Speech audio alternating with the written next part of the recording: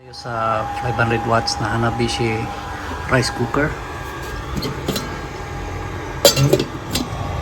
Tabi lang natin. Ayan. Sa warm. Warm pa lang. Dito na naman 30 watts. So, let's cook it.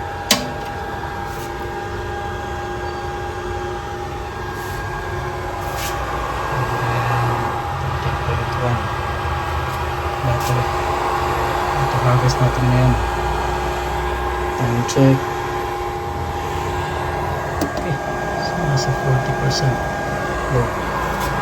Almost 500 watts. Ito ngayon ang bago sa upgrade na natin to 4 gauge. Gagawa pa ko ng video nito paano ko ginawa yung update or upgrade from 6 gauge na free cable ng 1 solar 12 volts 1 kilowatt inverter. May free siya na 6 gauge wire, kaso umiinit. 400 plus watts na yung load, ang init, hindi ko na mahawakan dito. So in-upgrade ko after ko tinawagan ng technical support nila, Sir Aaron. Pumayag naman si Sir, buti na lang, thank you Sir Aaron. Pumayag siyang i-upgrade ko. So binuksan ko, ang hirap pala sa loob. So gagawa ako ng video paano ko ginawa yun. Warm na siya, warm. Ito naman sa baba, kasi wala pa akong wire na malaki. Ito kasing galing sa Dalin na BMS, 200 amps ito. 2 gauge ito. Kapal na. Ito naman yung libre ng inverter. So this is 6 gauge na 1 meter wire. Wala pa akong wire na malaki. Dinoble ko na lang. Ginamit ko rito para sa MCCB. Monitor ko itong temperature nito. Wala. Walang init. So, wala akong ma-feel na init dito. Effective tong dalawa. Hiniwalay ko na lang kasi hindi mapagkasya ang short yung bolt nito, naka-Australian na bolt. So hindi ko na mailagay. So hiniwalay ko na lang. So far wala namang niinit. Bagay ilang minutes pa lang naman. Minutes mahigit pa lang. Yung maingay pala is yung fan ng ating demoda na MPPT. Yan.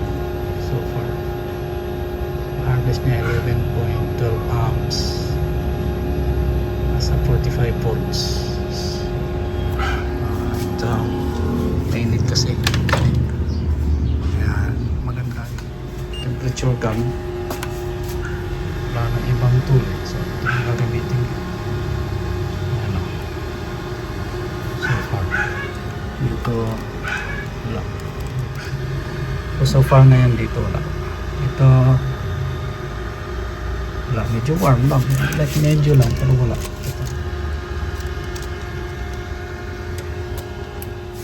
Bumaba na from 13.1 to 12.9 na lang yung voltage natin. We're still harvesting. 300 watts lang yung panels ko. 2.7, naka 7 minutes. Mahaba na. Balikan ko na lang, mainit na. Teka muna.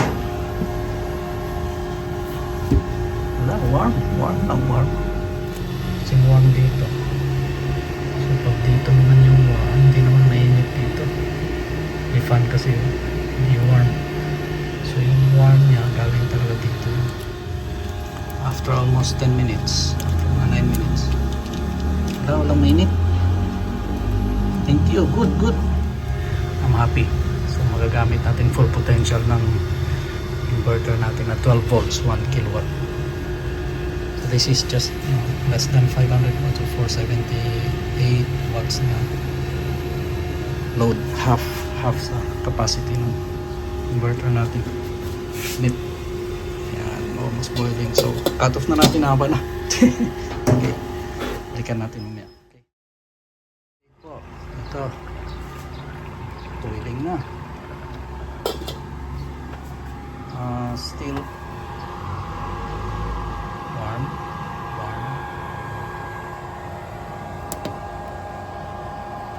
2.6. 2.8 na lang.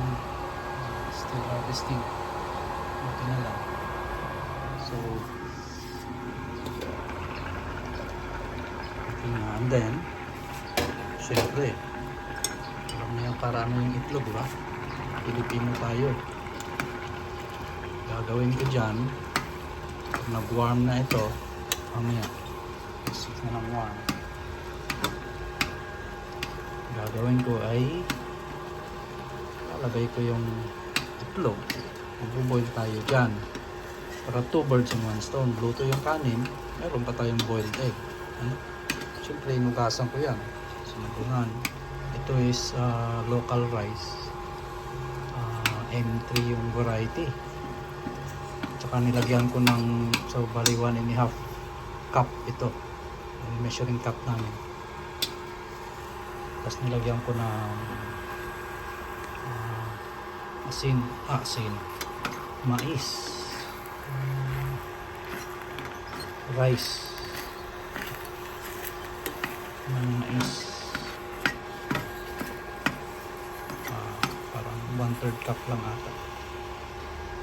So mas mura yun, 40 pesos yung kilo, no? 43 na siguro ngayon. Yung M3 na bigas mahal, 53 yung kilo. Ewan ngayon, mahal na rin. Tulad ng presyo ng fuel, 80 plus na. Sa iba 100 plus na yung diesel. Kaya dito tayo sa solar, libre. Basta mayroon tayong magandang setup na safe para sa pamilya, no? So monitor natin ito, warm versus kanina. Pero compared sa ano, ito magto 20 minutes na.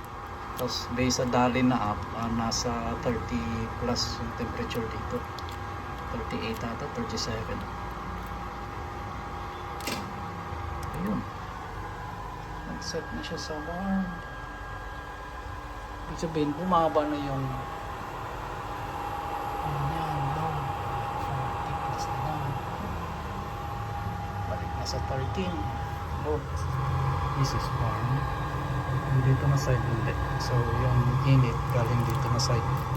So ayun, nakoboard, naparami talaga yung tubig. Basa ito. Maya